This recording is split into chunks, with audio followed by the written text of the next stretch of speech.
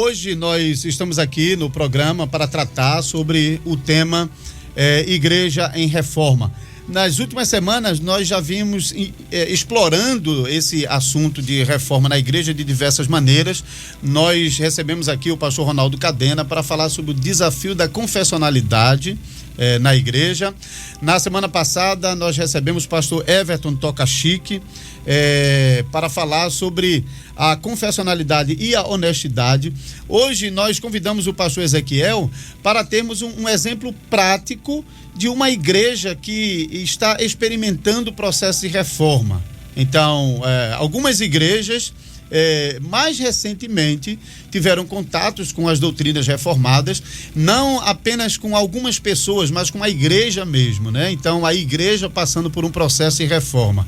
Então, nós convidamos o pastor Ezequiel, porque o pastor Ezequiel é pastor de uma igreja que nem sempre foi reformada, faz alguns anos que está nesse processo de reforma, mas lá atrás não era. E eu gostaria que as palavras introdutórias do pastor já começasse explicando um pouquinho também sobre esse início, né? Essa mudança, essa migração, como aconteceu. Pastor Ezequiel, seja muito bem-vindo. Pastor Lúcio, muito obrigado pelo convite, desde já eu agradeço. Quero também cumprimentar os amados ouvintes com uma boa noite, né? E já introduzindo essa pergunta de como começou, né, o processo de reforma, a igreja ela tem 12 anos, mas o processo de reforma praticamente começou em... Só para situar, então, é a Igreja Reformada Nova Geração hoje, né? Quando ela começou, se chamava Comunidade Evangélica Nova Geração. Okay. Isso. Eu acho que em 2014 nós começamos uma mudança na questão de louvores. Então, havia realmente um grupo de pessoas que cantavam, né, na igreja, e começou a haver alguns conflitos entre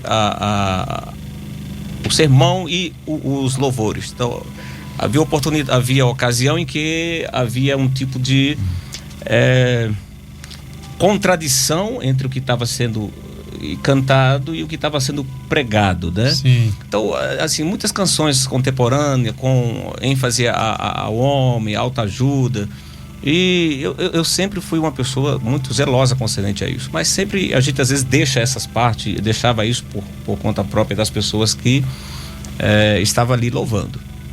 Mas um dia eu li um artigo de João Calvino. Eu já tinha tido contato, né, na minha adolescência com a doutrina reformada, principalmente visitando, não reformada em si, mas visitando algumas igrejas congregacionais, principalmente lá no meu interior, Pernambuco. Nesse artigo em que eu li, João Calvino ele falando sobre a questão de que cantar também é doutrina. Sim. E aí eu peguei esse artigo e trouxe para a igreja e fiz um seminário explicando, né, sobre o que é louvor, o que deve ser o louvor, como deve ser o louvor. Então nós começamos a modificar tirando aqueles hinos que está mais na primeira pessoa, eu faço, eu posso, né, tal, e começamos a introduzir hinos mais congregacionais, aquela coisa, hinos mais conservadores.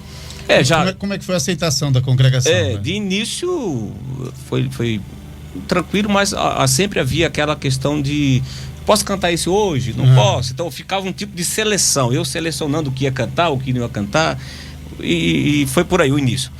Mas foi exatamente em 2015, mas já é um início de reforma, uma mudança no que estava sendo cantado na igreja. Até hoje, acho que quem está me ouvindo aí já pode estar entendendo mais ou menos o que está acontecendo com a música evangélica no Brasil. Em 2015, eu compartilhando vamos dizer assim, um tipo de crise doutrinária, problema na igreja, realmente por causa já dessas mudanças que a gente estava fazendo. Eu compartilhei com um colega batista e ele me fez um convite para participar da Conferência Fiel, que estava tendo a Conferência Fiel Juntos em Cristo em Recife. Sim. 2015 essa conferência tinha como título Avivamento, né?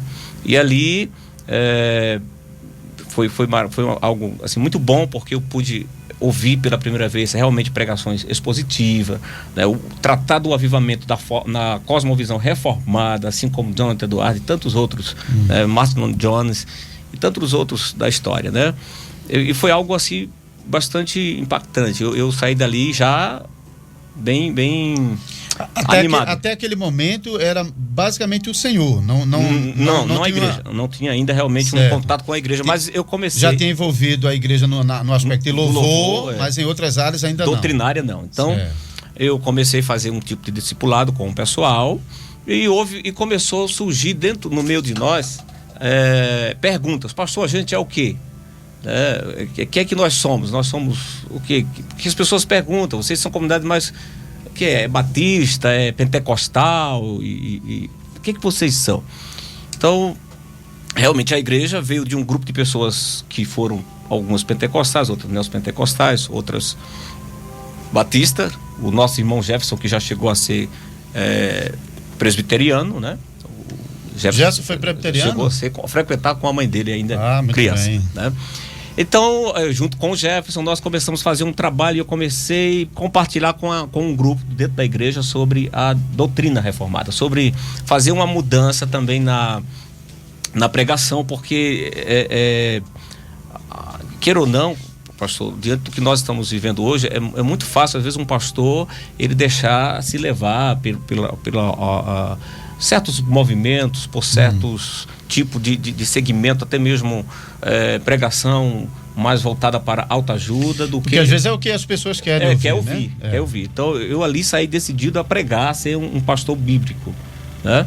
Mas até aí, 2015, foi um trabalho ainda bem lento. 2016, mais uma vez, eu fui para uma conferência, dessa vez no Rio de Janeiro, porque até então eu estava sozinho, a gente estava se sentindo sozinho, a gente não conhecia nada sobre igreja reformada aqui em Maceió.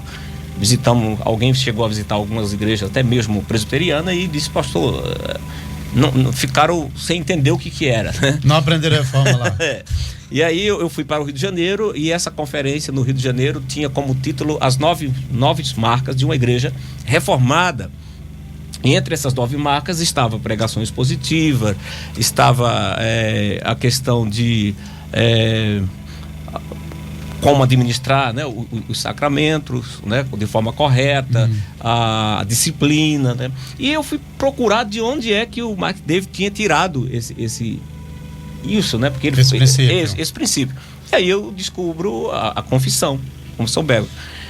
Isso é bom ouvir isso, porque eu sabia que vocês tinham chegado à confissão belga, mas não sabia por que caminho. Agora é todo caminho, né? Tem várias coisas. Compreendendo bem. Aí eu fui em busca, e eu perguntei ao meu colega, e ele disse, rapaz, se você comprar a Bíblia Genebra nova, já vem com todas os símbolos, né, das igrejas reformadas.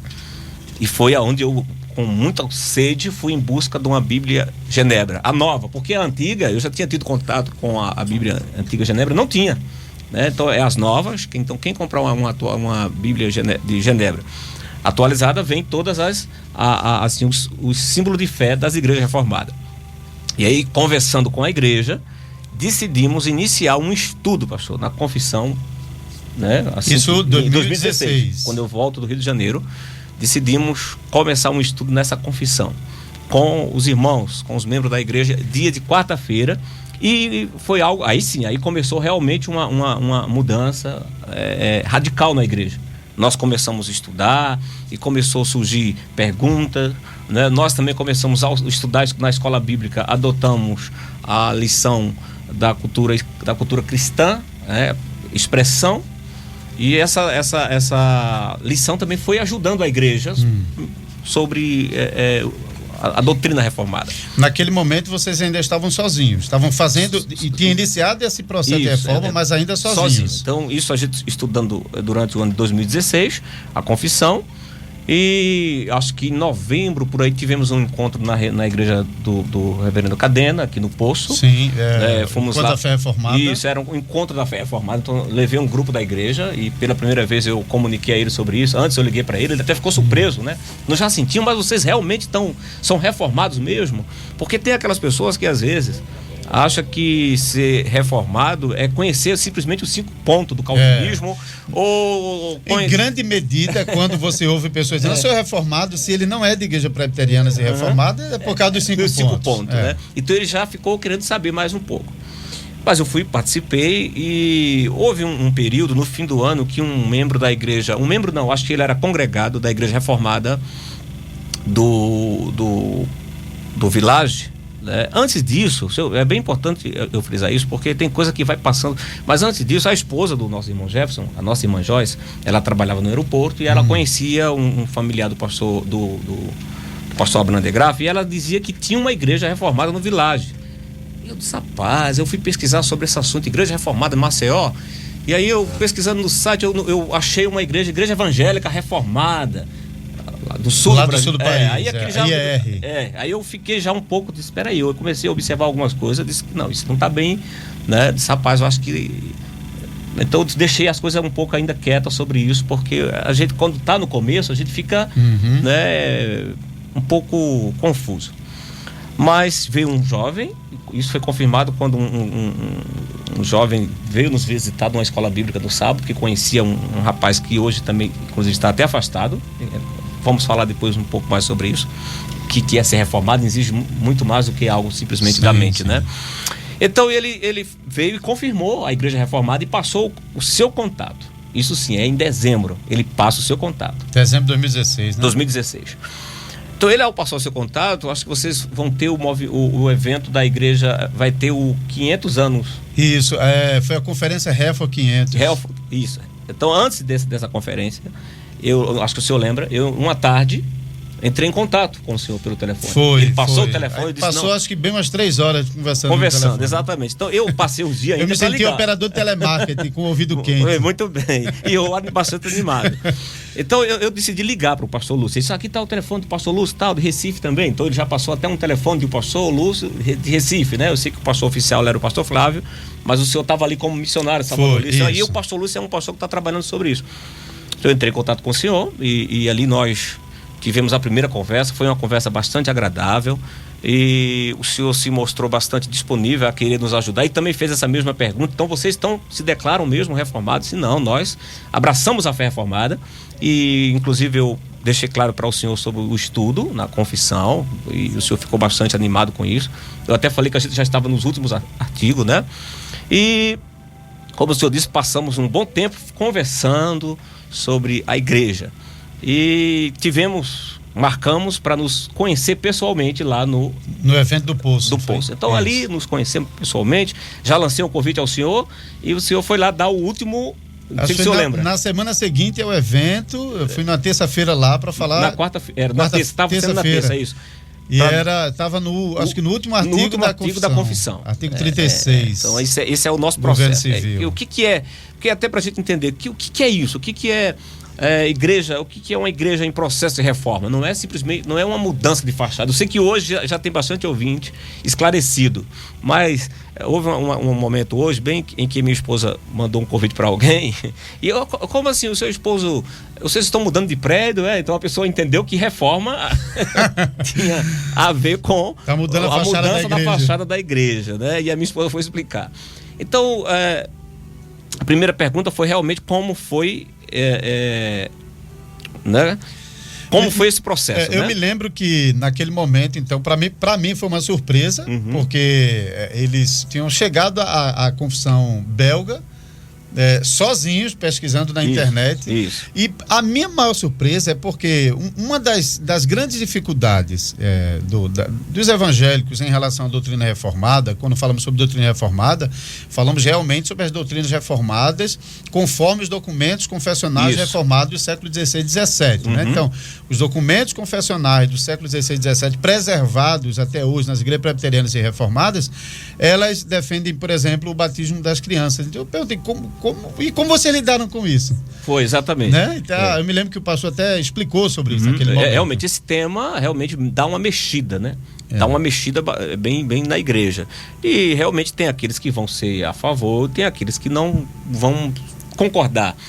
Mas tivemos muito estudo, tivemos discussões, e eu bastante embasado, porque eu sou uma pessoa de realmente buscar, de defender, e comecei explicando, e assim, foi algo maravilhoso, porque eu não acredito que, pastor, não é algo do homem.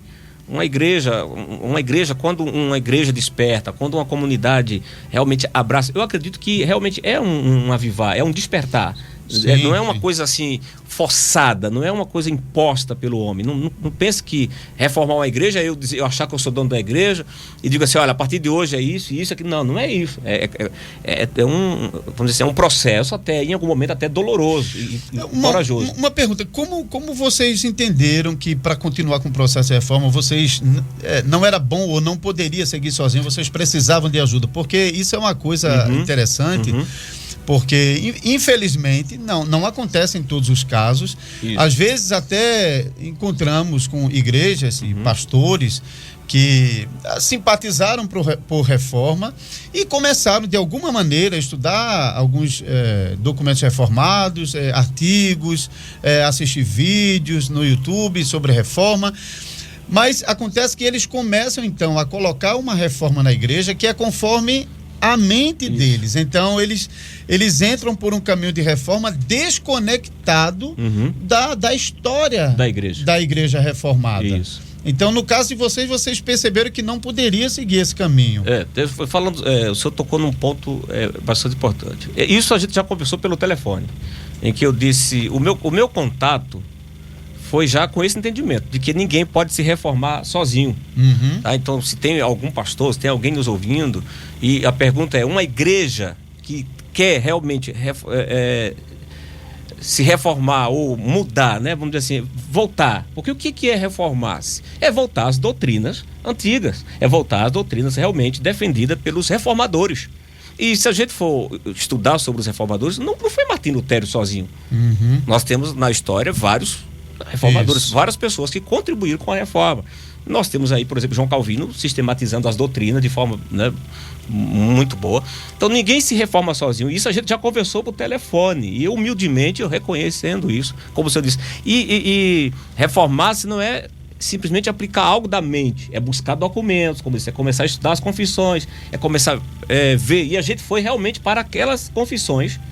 Né? Houve até sugestões, por que vocês não adotam essa confissão? Sim. Eu disse, não, nós vamos para essa, porque essa aqui com certeza é algo importante. Eu não quero entrar nesse mérito sobre quem sugeriu, mas como você disse, não se reforma sozinho, porque o pastor ali sozinho pode realmente transmitir uma ideia até para a igreja, não ele querendo isso, mas até achar que ele está criando aquilo da sua própria cabeça.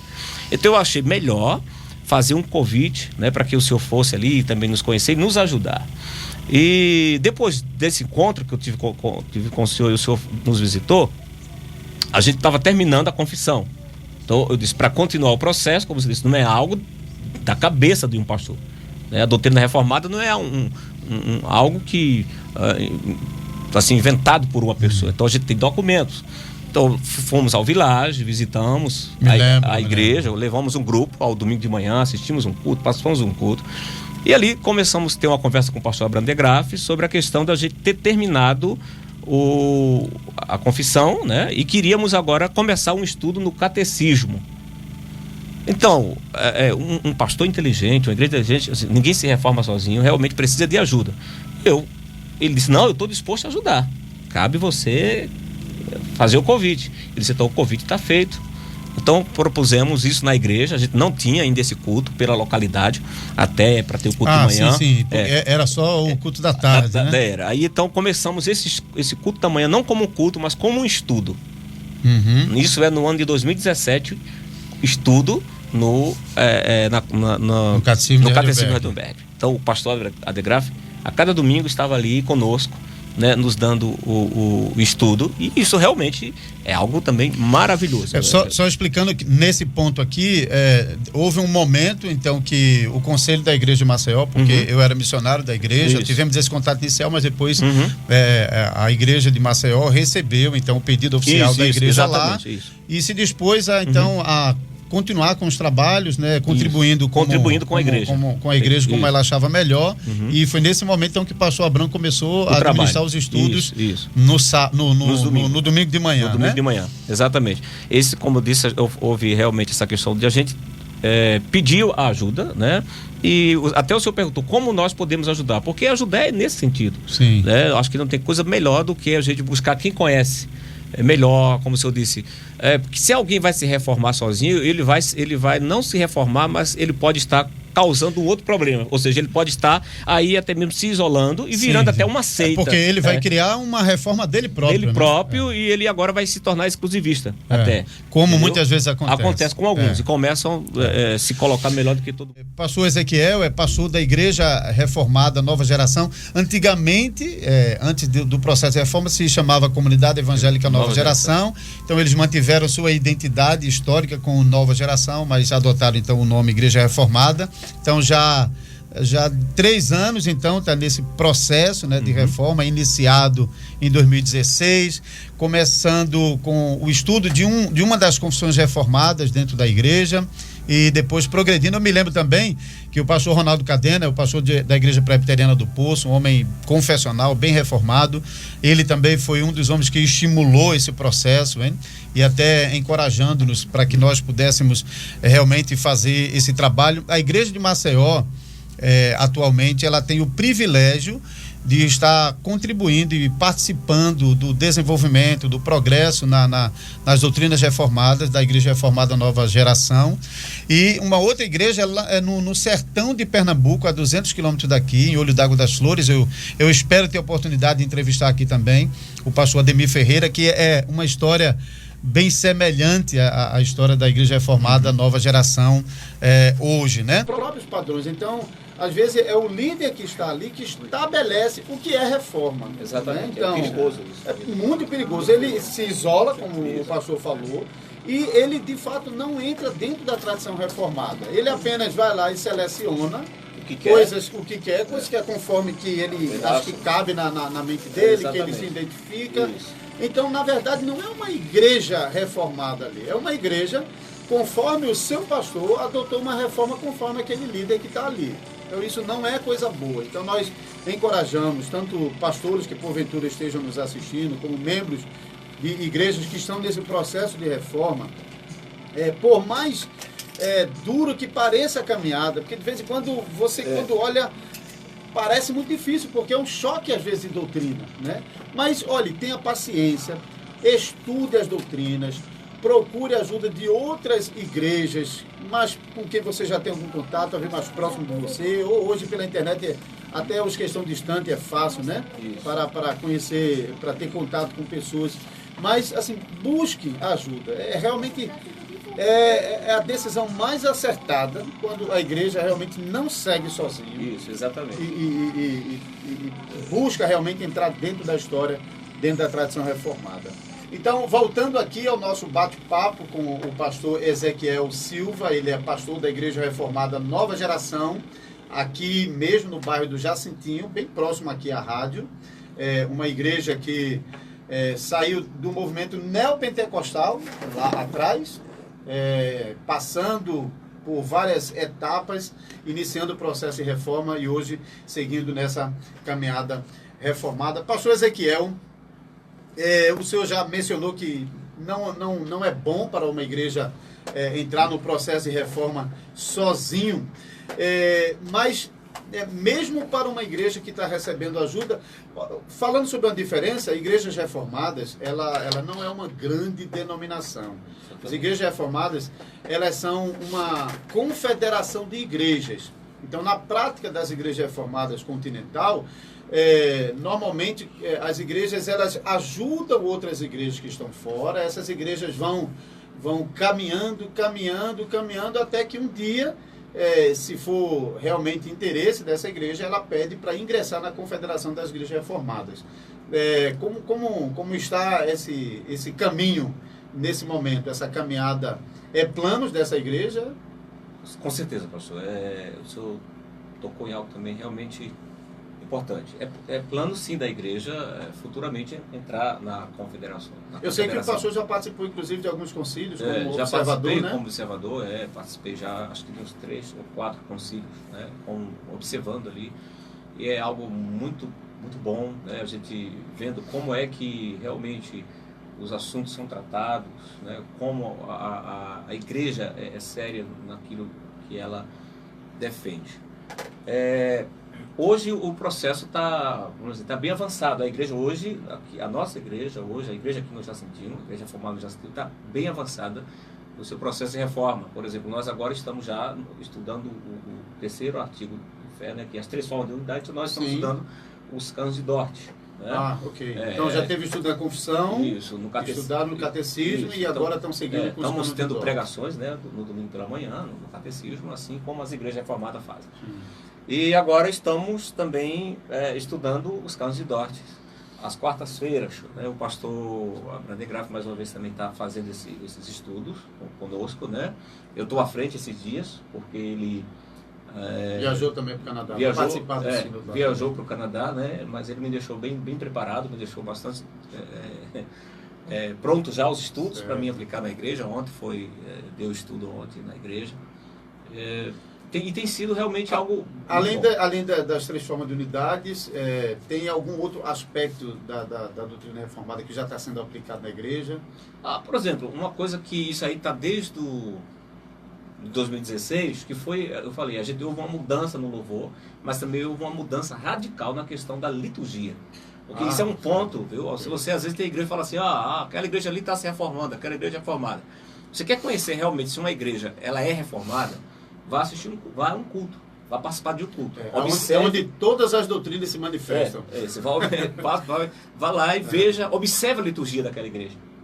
Né? Como é que aquela igreja realmente lida com o culto, né? Com o louvor, com a pregação. Você sabe que às vezes, conversando com pessoas, você tem a impressão que aquela pessoa é mais reformada que você. Você diz, rapaz, isso nunca mais reformado. Aí quando você visita a igreja e participa do culto, aí você começa a se perguntar, ele realmente é reformado? Justamente porque ali é onde as doutrinas realmente se manifestam. Então, assim, como você disse, né, o princípio moderador de culto, a forma de culto, a gente realmente passamos por todos esses processos. O senhor até, eu esqueci até de mencionar, mas o senhor também contribuiu lá na igreja dando estudo sobre liturgia. Se o senhor lembra disso, eu apliquei um curso sobre liturgia. Aplicou um curso na própria igreja sobre liturgia, né? Então, isso é bom porque não é uma coisa só que o pastor está fazendo, mas toda a igreja está entendendo aquilo, está compreendendo aquilo que está acontecendo. E a igreja vê que não é só o seu pastor que está falando sobre aquilo. Isso. Realmente tem outras igrejas. Né? Então, um outro princípio é esse, é a liturgia. Nós também somos uma igreja em que valorizamos, né, a liturgia, e a liturgia segundo sim a liturgia das igrejas reformadas do Brasil. É um outro aspecto que se assemelha muito. Então, quem nos visitar hoje realmente vai ver isso. Vai ver que nós valorizamos o culto, valorizamos a pregação, né? Damos ênfase à pregação, a Cristo. Cristo é exaltado. Não é um culto ao bel prazer do homem, não é um culto para entretenimento, mas é um culto para a glória de Deus. Os cantos são congregacionais ou ainda tem as oportunidades? Não temos mais. Desde 2016 mudou e realmente nós não cantamos os salmos, né? Inclusive os hinos que a gente canta são os hinos ainda do Novo Cântico, né? Assim como vocês têm a Igreja Reformada do Világio tem bastante, mas como nós de início não sabia o que cantar, como disse, nós selecionar, porque nós adotamos o Novo Cântico porque é mais seguro, já, tem uma já então, principalmente os primeiros hinos, no início, né, do Novo Cântico. Então a gente adotou o Novo Cântico como inário para a igreja, e também os salmos, né? Principalmente os salmos dos puritanos, né? Não é o salmo... Comissão Brasileira. Isso, de salmodia, né? Então, é assim que está hoje a igreja. Alguns, por exemplo, como a igreja realiza hoje ceia, batismo, casamento, recebimento de membros, essas coisas, a igreja ainda continua no seu processo antigo, já está vivendo a nova realidade? Assim, como eu disse, estamos bem felizes sobre isso. Já fizemos batismo, por exemplo, meus filhos não eram batizados, eles foram batizados. Batizamos a filha do irmão Robson, a filha do irmão Jefferson, a Catarina, né? Também eu tive o prazer de batizá-la. Foi o seu primeiro batismo de vida? Foi. Porque os seus filhos foram batizados pelo pastor da Graça. Certo. E então o seu primeiro batismo como pastor já passou reformado? Isso, foi o da Catarina. Que bênção. Foi muito bom o batismo, foi uma experiência maravilhosa. E nós realmente adotamos isso. O estudo, eu estou estudando estudo para pessoas que querem fazer profissão de fé, né? Inclusive Então, uma pessoa para se tornar membro da igreja hoje, como é o processo mais ou menos? Ela vai começar um estudo, né? Na nossa igreja o estudo começa no catecismo. Né? Usa o catecismo de Heidelberg para... E depois a confissão também, eu estou dando um estudo agora também na confissão ao outro rapaz aí. Ele terminou o Heidelberg, mas ele é muito novo ainda. Eu preferi também dar um estudo na confissão com ele. E eu estou fazendo isso quinzenalmente, e a gente estuda junto. Né? E isso é muito importante, porque a pessoa realmente ela não pode ser tomada por emoção. Ver isso, né, acontecer. Então a gente é bastante zeloso concernente a questão de aceitar um membro da igreja. A questão da ceia também mudou, ela não é fechada, mas hoje é supervisionada. A nossa ceia realmente no passado era aberta. Havia ocasião em que uma pessoa chegava no dia da ceia e sem conversar com ninguém, e na hora que ia servir a ceia, aquelas pessoas participavam, mas às vezes nem conhecia a história daquela pessoa. Houve ocasião em que eu vi situações terríveis, né? Causa até constrangimento. Constrangimento, mas hoje a gente realmente temos esse cuidado, supervisionamos, né? Hora ou outra surge uma pessoa, chega um visitante e acha que fica até... Mas a gente explica para aquela pessoa que realmente a Santa Ceia, ela não é fechada em si, mas ela é supervisionada. A gente precisa supervisionar, né? Ver realmente como está. E principalmente hoje, diante do pluralismo de igrejas, né? Muitas denominações, há pessoas que dizem, eu sou... E há pessoas que estão até se autodenominando a própria igreja. E eu conheço pessoas que vai à igreja, a determinadas igrejas, no dia de ceia, porque elas ainda acham que a ceia é algo, e ela não está sendo supervisionada, não está... É quase resquício de catolicismo romano. Isso. E vai só no dia da missa. Da missa, receber ali o sacramento. O sacramento. Então nós temos realmente tido esse cuidado hoje também com o concernente à Santa Ceia, como disciplina, né? Então temos...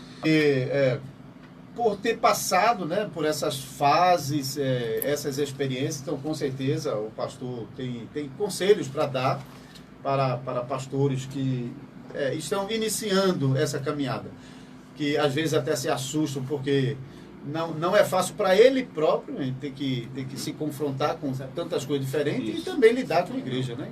O que dizer para esses pastores? Em primeiro lugar, o que eu quero dizer para esse pastor é que ele não fique sozinho, ele não se isole, ele também não pense que ele está sozinho.